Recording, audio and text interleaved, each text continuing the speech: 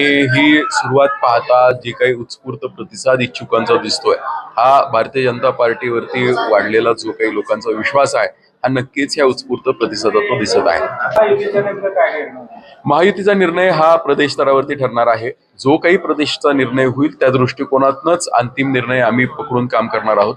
परंतु आम्ही प्रत्येक प्रभागासाठी आमची तयारी करत आहोत। प्रत्येक प्रभागासाठी आम्ही आज मुलाखती पार पाडणार आहेत आणि मुलाखती पार पाडून आम्ही सर्व आमची तयारी ही 100% असणार आहे। जो काही निर्णय असेल, महायुती झाली तर ज्या काही जागा शेअरिंग मध्ये येतील तिथे आम्ही उमेदवार जाहीर करू आणि जर महायुती झाली नाही, स्वबळावरती भारतीय जनता पार्टीने लढायचं ह्या अहिल्यानगर शहरामध्ये ठरवलं तर ती सुद्धा आम्ही तयारीत राहणार आहोत। मुळात मुद्दा असा आहे की विरोधकांकडे कोणताही मुद्दा नाही।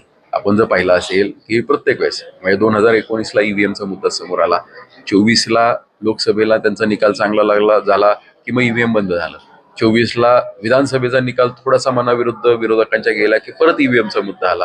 आता ईव्हीएम वरती लोकांचा विश्वास नाही राहिलेला, ईव्हीएमच्या मुद्द्यावरती जे काही खोटं ते सांगतात त्याच्यावर। पण नवीन काहीतरी पाहिजे, जसं मगाशी म्हटलं नवीन मुद्दा प्रत्येक वेळेस लागतो, तसा हा दुबार मतदारांचा विषय आला।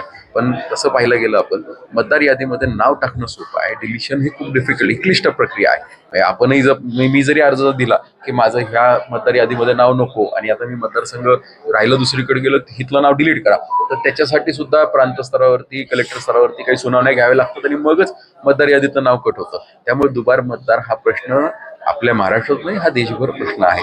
पण इलेक्शन कमिशनने हे काही पावलं उचललेली आहेत आणि मला खात्री आहे की त्याचा परिणाम तुम्हाला उद्याच्या निवडणुकीत दिसेल। आणि अहिल्यानगरमध्ये पण अशा काही शंका असतील तर अजूनही वेळ गेली नाहीये, कोणत्या पक्षांना ज्या काही हरकती घ्यायच्या ते घेऊ शकतात।